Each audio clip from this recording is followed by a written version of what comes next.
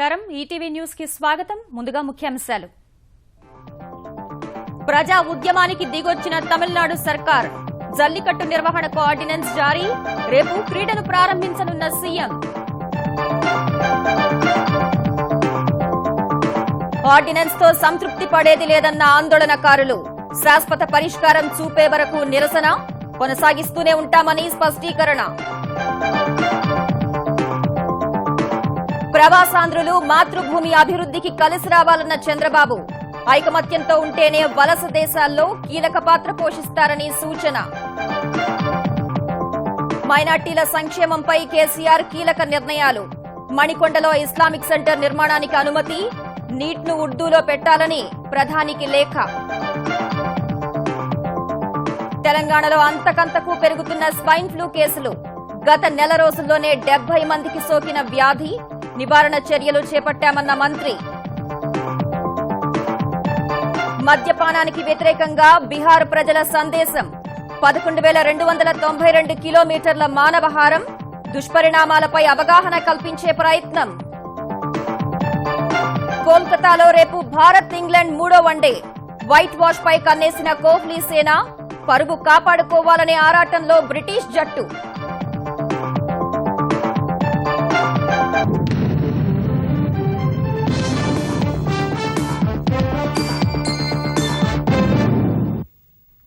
సంప్రదాయ క్రీడ జల్లికట్టు నిర్వహణ కోసం తమిళనాడు చేపట్టిన ప్రజా ఉద్యమం ఫలించింది. జల్లికట్టు నిర్వహణకు ఎట్టకేలకు మార్గం సుగమమైంది. సుప్రీంకోర్టు నిషేధం ఉన్నప్పటికీ సంప్రదాయ క్రీడ నిర్వహించేందుకు వీలుగా తమిళనాడు ప్రభుత్వం తెచ్చిన అత్యవసర ఆదేశం ఆ రాష్ట్ర గవర్నర్ ఆమోదం పొందింది. ఆదివారం మదురై జిల్లా అలంగనల్లూరులో జల్లికట్టు క్రీడను ముఖ్యమంత్రి పన్నీర్ సెల్వం ప్రారంభిస్తారని తమిళనాడు ప్రభుత్వం ప్రకటించింది. ఈ పరిణామంతో దాదాపు 3 ఏళ్ల నిషేధం తర్వాత జల్లికట్టు క్రీడ అధికారికంగా జరగనుంది. జల్లికట్టుకు మద్దతుగా మంగళవారం సాయంత్రం నుంచి చెన్నై మెరీనా తీరంలో తీవ్ర స్థాయిలో ఆందోళన చేసిన తమిళ యువత ఎట్టకేలకు అనుకున్నది సాధించుకుంది. శాంతియుత ఉద్యమం ద్వారా కేంద్ర రాష్ట్ర ప్రభుత్వాలపై ఒత్తిడి తెచ్చి సంప్రదాయ క్రీడ నిర్వహణకు మార్గం సుగమం చేయించుకుంది. జల్లికట్టు నిర్వహణకు వీలు కల్పించే విధంగా జంతు హింస నిరోధక చట్టాన్ని సవరించేందుకు తమిళనాడు ప్రభుత్వం తెచ్చిన అత్యవసర ఆదేశం నాటకీయ పరిణామాల మధ్య ఆమోదం పొందింది. జల్లికట్టు నిర్వహణకు అనుమతించాలనే డిమాండ్తో ఈ నెల 17 సాయంత్రం నుంచి చెన్నై మెరీనా తీరాన ప్రారంభమైన నిరసనలు తారాస్థాయికి చేరిన వేళ అప్రమత్తమైన తమిళనాడు ప్రభుత్వం కేంద్రంలోని పెద్దలు న్యాయ కోవిధులతో విస్తృత మంతనాలు జరిపింది. జంతు హింస నిరోధక చట్టంలో సవరణ చేయడం ద్వారా జల్లికట్టుకు మార్గం సుగమం చేయాలని నిర్ణయించింది. అందుకనుగుణంగా అత్యవసర ఆదేశం ముసాయిదాను రూపొందించి కేంద్ర హోంశాఖ అనుమతి తీసుకుంది. కేంద్ర హోంశాఖ పచ్చజెండా ఊపాక అత్యవసర ఆదేశం ముసాయిదాను ఆమోదించిన తమిళనాడు మంత్రివర్గం ఆ ప్రతిని గవర్నర్ విద్యాసాగర్ రావుకు పంపింది. ముంబై నుంచి చెన్నైకు చేరుకున్న వెంటనే జల్లికట్టు ఆర్డినెన్స్ కు గవర్నర్ ఆమోదముద్ర వేశారు.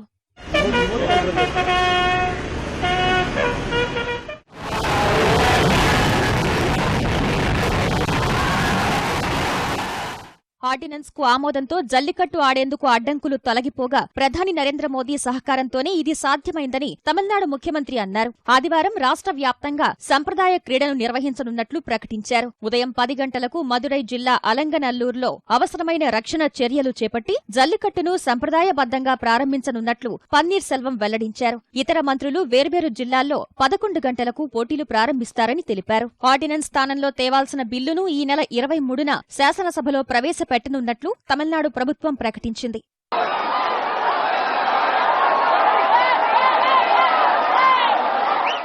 జల్లికట్టు ఆర్డినెన్స్ కు ఆమోదం లభించడంపై అన్నాడీఎంకే ప్రధాన కార్యదర్శి శశికళ హర్షం వ్యక్తం చేశారు. ఇందుకు సహకరించిన ప్రధాని నరేంద్ర మోదీకి ధన్యవాదాలు తెలిపారు.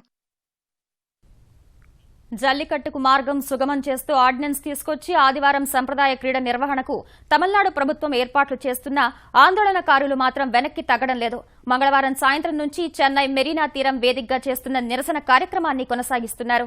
అక్కడే ఇంకా వేల సంఖ్యలో గుమికూడి ఉన్న ఆందోళనకారులు జల్లికట్టుకు మద్దతుగా నినదిస్తున్నారు.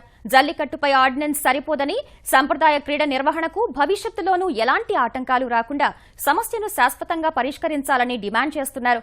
అప్పటి వరకు చెన్నై మెరీనా తీరాన్ని విడిచి వెళ్లే ప్రసక్తే లేదని స్పష్టం చేస్తున్నారు. ఆదివారం జల్లికట్టు క్రీడలు అధికారికంగా ప్రారంభమయ్యాక ఆందోళన విరమిస్తామని కొందరు నిరసనకారులు చెప్పారు.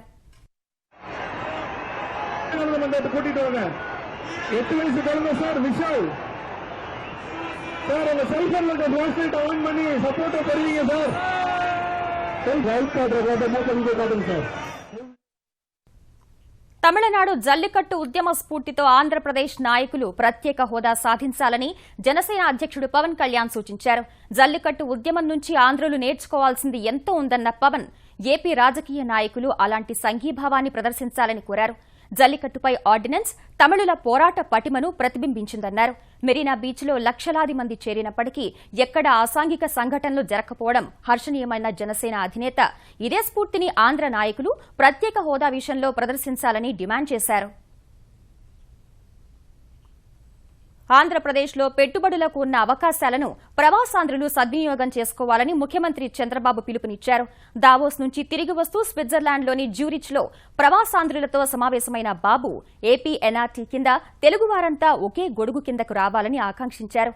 స్థానిక రాజకీయాల్లో పాలు పంచుకుని దేశానికి పేరు తేవాలన్న ఆయన ప్రవాసాంధ్రులంతా కలిసికట్టుగా పనిచేసి రాష్ట్ర అభ్యున్నతికి కృషి చేయాలన్నారు. ప్రవాసాంధ్రుల పెట్టుబడులకు తమ ప్రభుత్వం పూర్తిగా సహకరిస్తుందని చంద్రబాబు భరోసా ఇచ్చారు. నేను ఇక్కడ మిమ్మల్ని కోరేది ఇప్పుడు దీన్ని ఉపయోగించుకొని మీరు ఎట్లా పోగలుగుతారు పోవడం, మళ్ళీ మీ క్యారియర్ ఇది చేసుకోకుండా పాలిటిక్స్ ఇన్వాల్వ్ అయితే very happy. Local politics you do that also. ఎందుకంటే లోకల్ పాలిటిక్స్ లో ఇన్వాల్వ్ అయితే మీకు ఏమవుతుందంటే దానివల్ల ఒక గుడ్ విల్ వస్తుంది, ఇన్ఫ్లుయెన్స్ వస్తుంది. Politics is ultimate. ఎన్ఆర్టీ మీకు ఇంటికి ఒక పార్టీ పెట్టుకోండి, వాళ్ళు NRT is only one party. Confederation of all Telugu associations కి ఎన్ఆర్టీ పెడదాం. ఒక కంట్రీకి ఒక టౌన్ కి ఎన్ని గవర్నమెంట్ పెట్టుకుందాం, ఎట్లా చేయాలో అందరం కలిసి వర్కౌట్ చేద్దాం. మీకు ఉండే మెసేజ్ ఇక్కడి నుంచి పోయిన తర్వాత యూ క్యారీ పీపుల్ విత్. మావోయిస్టుల కదలికలు దేశవ్యాప్తంగా మారిన పరిస్థితుల్ని దృష్టిలో పెట్టుకుని ముఖ్యమంత్రి చంద్రబాబుకు భద్రతను మరింత పటిష్టం చేయాలని కేంద్ర హోంశాఖ ఆంధ్రప్రదేశ్ పోలీస్ శాఖకు సూచించింది. ఈ మేరకు ఉత్తర్వులు జారీ చేసిన కేంద్ర హోంశాఖ చంద్రబాబుకు అదనంగా మరో ఎన్ఎస్జీ బృందాన్ని కేటాయిస్తున్నట్టు తెలిపింది. ముఖ్యమంత్రి భద్రతా విభాగాన్ని బలోపేతం చేయాలని ఏపీ పోలీసులకు సూచించింది. ఇప్పటికే ఈ విభాగంలో సిబ్బంది సంఖ్యను పెంచుతూ ఏపీ పోలీస్ శాఖ ఉత్తర్వులు జారీ చేయగా వారు విధుల్లో చేరారు. అమరావతి, సచివాలయం, ముఖ్యమంత్రి నివాసం, క్యాంపు కార్యాలయాల్లో భద్రతను పెంచాలని హోంశాఖ సూచించింది. అంతర్జాతీయ పెట్టుబడుల ఆకర్షణే లక్ష్యంగా విశాఖ వేదికగా ఈ నెల 27, 28 తేదీల్లో అంతర్జాతీయ భాగస్వామ్య సదస్సు నిర్వహిస్తున్నామని ఆంధ్రప్రదేశ్ మానవ వనరుల అభివృద్ది శాఖ మంత్రి గంటా శ్రీనివాసరావు వెల్లడించారు. భాగస్వామ్య సదస్సుకు సంబంధించిన ఏర్పాట్లపై విశాఖ సర్క్యూట్ హౌస్లో అధికారులతో సమీక్షించిన గంటా ఈ సదస్సుకు కేంద్ర మంత్రులు వెంకయ్య, నిర్మలా సీతారామన్, అశోక్ గజపతిరాజు, నితిన్ గడ్కరీ, పీయూష్ గోయల్లు హాజరవుతారని తెలిపారు. సదస్సులో పాల్గొనేందుకు అంతర్జాతీయ ప్రతినిధులు విశాఖకు రానున్న నేపథ్యంలో గట్టి బందోబస్తు ఏర్పాటు చేయాలని పోలీస్ శాఖకు సూచించారు. శ్రీలంక, యుఏఈ, అలాగే ఉక్రెయిన్, జింబాబ్వే, జెగోస్లోవేకియా ఇటువంటి కంట్రీస్ అన్ని కూడా కన్ఫర్మ్ చేశారు. మొత్తం 15 కంట్రీస్ నుంచి ఈ ట్రేడ్ మినిస్టర్స్ వస్తామన్నారు. ఈ సంవత్సరం expectation of MOEs 8 lakh crores MOEs expect చేయడం జరుగుతూ ఉంది. ఈసారి మెయిన్ ఫోకస్ ఏరోస్పేస్ ఒకటి, టెక్స్టైల్, అలాగే ఎలక్ట్రానిక్స్, ఈ బయోటెక్, ఈ 4 కూడా ప్రయారిటీ ఫీల్డ్ లో దీని కింద పెట్టుకోవడం జరిగింది.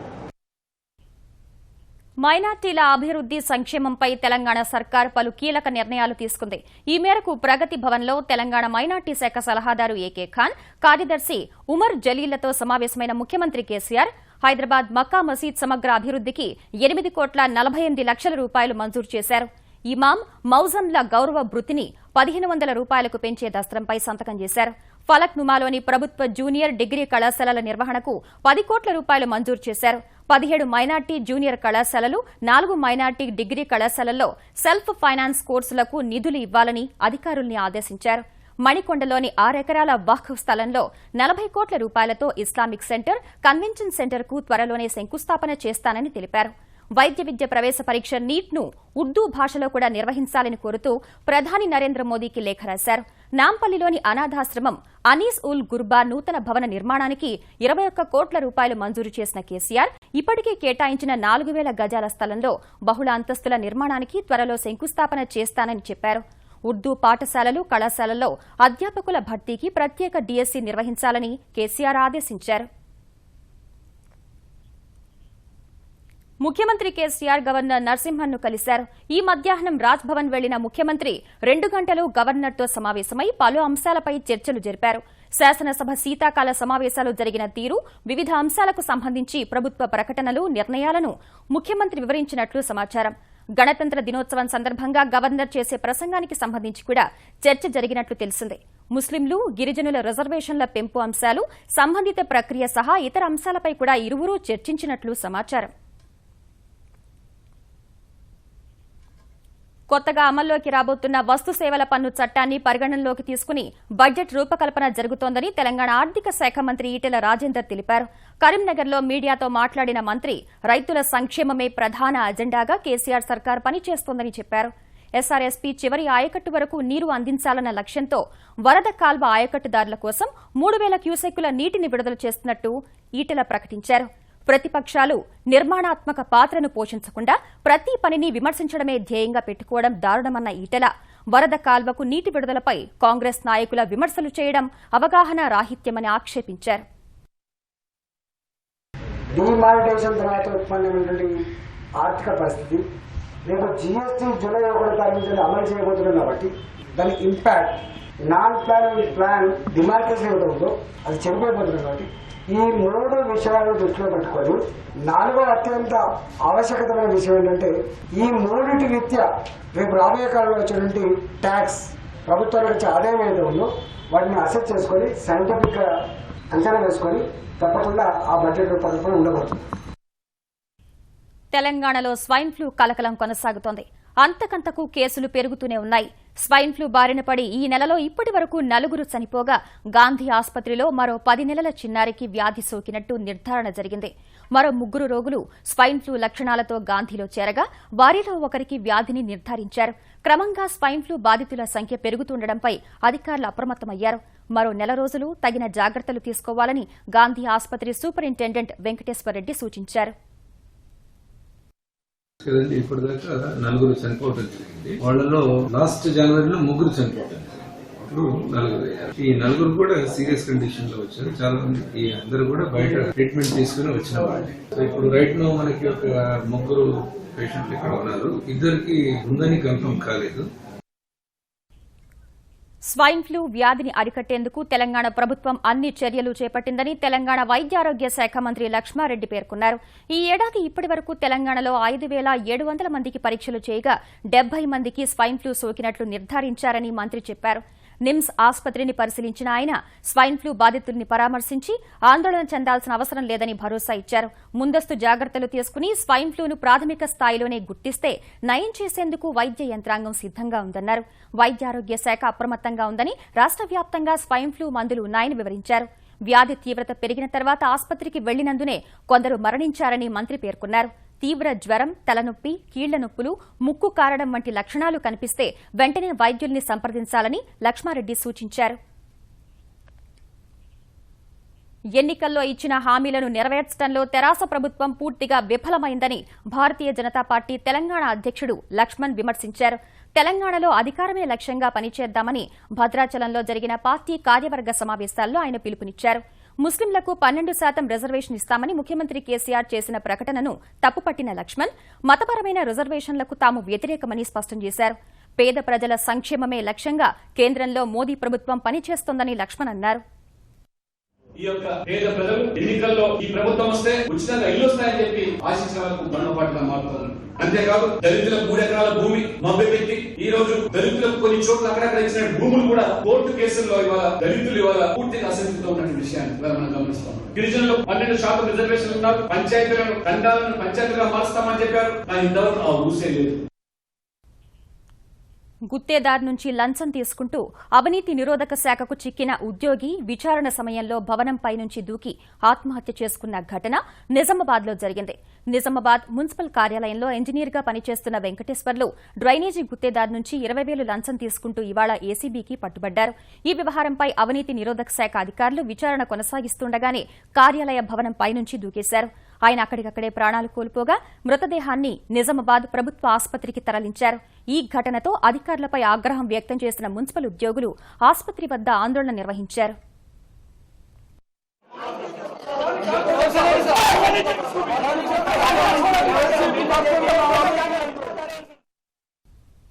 కాపు జేఏసీ ఆధ్వర్యంలో ఈ నెల 25 నుంచి ముద్రగడ పద్మనాభం చేపట్టనున్న సత్యాగ్రహ యాత్రకు ఎలాంటి ముందస్తు అనుమతి లేదని పోలీసులు స్పష్టం చేశారు. తూర్పు గోదావరి జిల్లాలోని రావులపాలెం నుంచి అంతర్వేది వరకు ఈ యాత్ర జరిపేందుకు ఏర్పాట్లు సాగుతుండగా ప్రస్తుతం నెలకొన్న సున్నితమైన పరిస్థితుల మధ్య ఈ యాత్రకు అనుమతి ఇవ్వబోమని జిల్లా ఎస్పీ రవిప్రకాష్ తెలిపారు.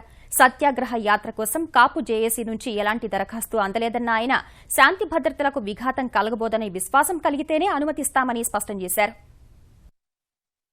సెన్సిటివ్ గా ఉంది ఈస్ట్ గోదావరిలో. కాబట్టి ఇప్పుడు ఉన్న గొడవలు ఒకవైపు కాపు జేఏసీ గానీ, ఒకవైపు బీసీ సంఘాలు గానీ, ఇంకోవైపు వేరే వాళ్ళు కూడా మనకు అప్రోచ్ అవుతున్నారు. కాబట్టి అనుమతులు ఉంటే ఏదైనా అజిటేషన్ కు ఖచ్చితంగా దానికి పరిశీలిస్తాము. అమరావతిలో ఇటీవల వైకాపా అధ్యక్షుడు జగన్ చేపట్టిన పర్యటనను నిరసిస్తూ తెలుగుదేశం చేపట్టిన ఆందోళన స్వల్ప ఉద్రిక్తతకు దారితీసింది. జగన్ తన పర్యటన ద్వారా ఈ ప్రాంతాన్ని అపవిత్రపరిచారంటూ తెలుగుదేశం పార్టీ శ్రేణులు గోపంచకంతో సంప్రోక్షణ చేస్తూ అమరావతిలో ర్యాలీ నిర్వహించారు. ఇందుకు పోటీ ప్రదర్శన చేపట్టిన వైకాపా కార్యకర్తలు ఉండవల్లిలోని ముఖ్యమంత్రి కార్యాలయాన్ని శుద్ది చేస్తామంటూ బయలుదేరారు. ఇరు వర్గాలు ఒక్కచోటకు చేరుకోగానే ఉద్రిక్తత తలెత్తింది. పోటాపోటీ నినాదాలతో హోరెత్తిస్తూ ముందుకెళ్లే ప్రయత్నం చేయగా స్వల్ప తోపులాట చోటు చేసుకుంది. ఈ దశలో రంగంలోకి దిగిన పోలీసులు ఇరు వర్గాలను శాంతింపచేసి పరిస్థితిని అదుపు చేశారు.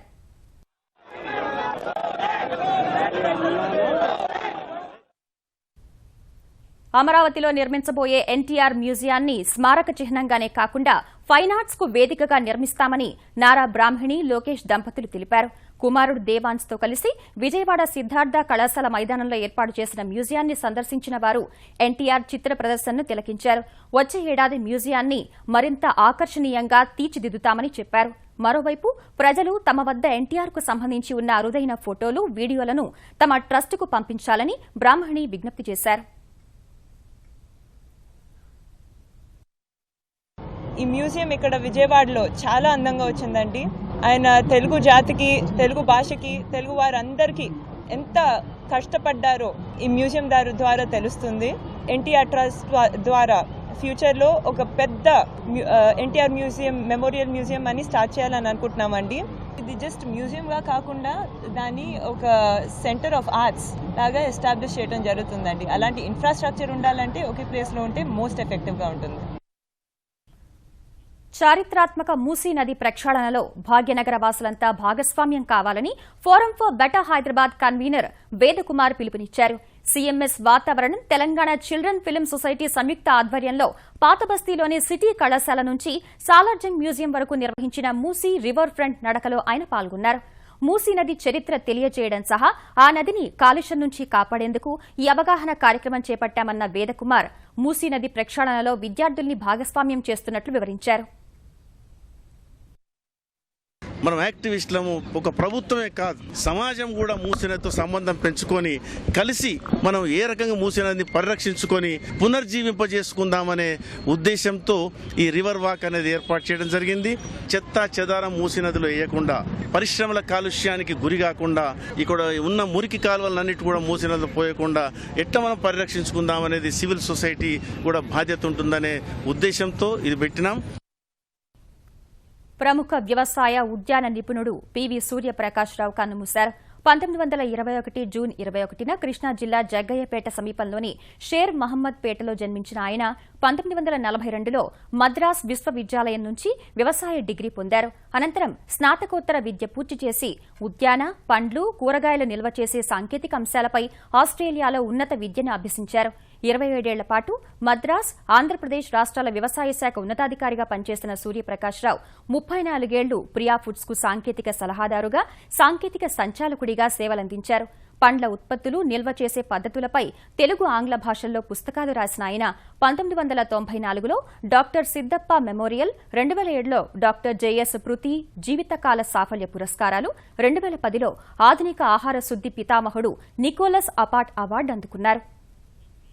అమెరికా అధ్యక్షుడిగా బాధ్యతలు చేపట్టిన రిపబ్లికన్ డొనాల్డ్ ట్రంప్ ఎన్నికల హామీల అమలు దిశలో తొలి రోజే కీలక అడుగు వేశారు. ఒబామా కేర్ అమలు ద్వారా పడుతున్న ఆర్థిక భారాన్ని తగ్గించేందుకు కార్యాచరణ ప్రారంభించారు. ప్రమాణ స్వీకారం తర్వాత శ్వేత సౌధంలోని ఓవల్ కార్యాలయానికి చేరుకున్న ట్రంప్ ఒబామా కేర్ ఆర్థిక భారం తగ్గింపు దస్త్రంపై తొలి సంతకం చేశారు. ప్రజలకు వైద్య సేవలు అందించడానికి గత అధ్యక్షుడు బరాక్ ఒబామా తెచ్చిన ఒబామా కేర్ ప్రభుత్వాలకు ప్రజలకు పెనుభారంగా మారిందని ఆ కార్యక్రమాన్ని పూర్తిగా ఎత్తివేస్తామన్న హామీ మేరకు ఈ నిర్ణయం తీసుకున్నారు. ఒబామా కేర్ స్థానంలో మరింత చౌకైన సరళమైన వైద్య సేవల పథకం అమలుకు రాష్ట్ర ప్రభుత్వాలను సిద్దం చేయాలని సమాఖ్య ప్రభుత్వ శాఖల్ని ట్రంప్ ఆదేశించారు. ఇదే సమయంలో అమెరికా అధ్యక్షుడి అధికారిక ట్విట్టర్ ఖాతా పోటస్ ద్వారా ట్వీట్ చేయడం ప్రారంభించిన ట్రంప్ తన కుటుంబ సభ్యుల తరపున ప్రజలందరికీ ధన్యవాదాలు తెలిపారు. ఓవల్ ఆఫీస్ను తన అభిరుచికి తగినట్లుగా మార్పించుకున్న ట్రంప్ బ్రిటిష్ మాజీ ప్రధాని విన్స్టన్ చర్చిల్ విగ్రహాన్ని పునః ప్రతిష్ఠ చేయించారు. తొలిసారి అధికారిక విధులు నిర్వర్తించిన తర్వాత ఓ కార్యక్రమానికి భార్య మెలానియాతో కలిసి హాజరైన ట్రంప్ మై వే పాటకు నృత్యం చేశారు.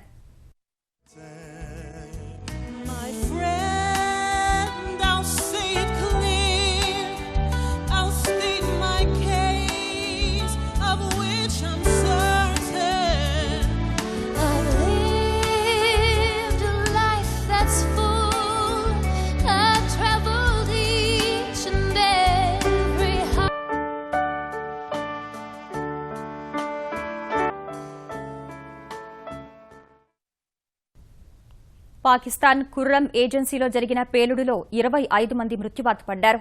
పరాచినార్లోని రద్దీగా ఉండే ప్రాంతంలో జరిగిన ఈ పేలుడు ధాటికి మరో 50 మంది గాయపడ్డారు. స్థానిక ఈద్గా బజార్లోని కూరగాయల మార్కెట్ వద్ద జరిగిన ఈ పేలుడుకు ఉగ్రవాదులే కారణమని పోలీసులు భావిస్తున్నారు. ఓ కూరగాయల సంచిలో ఉంచిన పేలుడు పదార్థాలు ఒక్కసారిగా పేలడం వల్ల ఆ ప్రాంతమంతా రక్తసిక్తంగా మారింది. వెంటనే స్పందించిన సైన్యం హెలికాప్టర్లో క్షతగాత్రుల్ని ఆసుపత్రులకు తరలించింది. ఈ పేలుడు ఘటనపై దర్యాప్తు చేపట్టినట్టు అధికారులు తెలిపారు.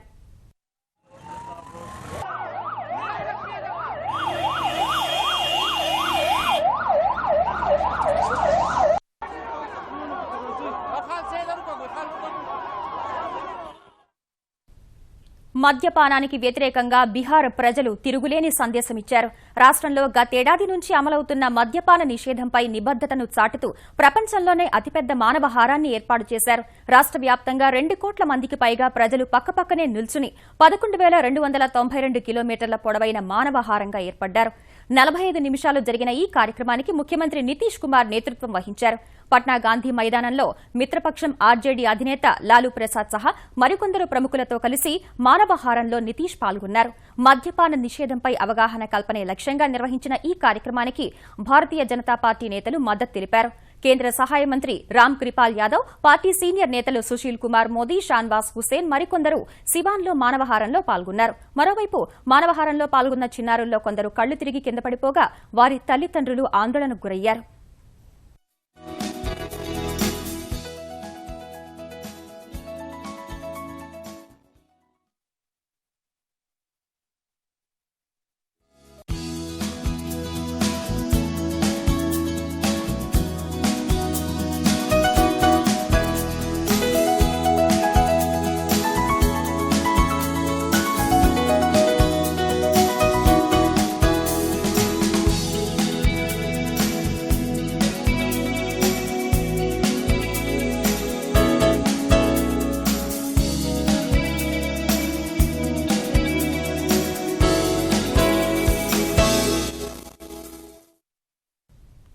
గోవా ఎన్నికల ప్రచారంలో అనుచిత వ్యాఖ్యలు చేసిన ఢిల్లీ ముఖ్యమంత్రి అరవింద్ కేజ్రీవాల్ ను కేంద్ర ఎన్నికల సంఘం తీవ్రంగా మందలించింది.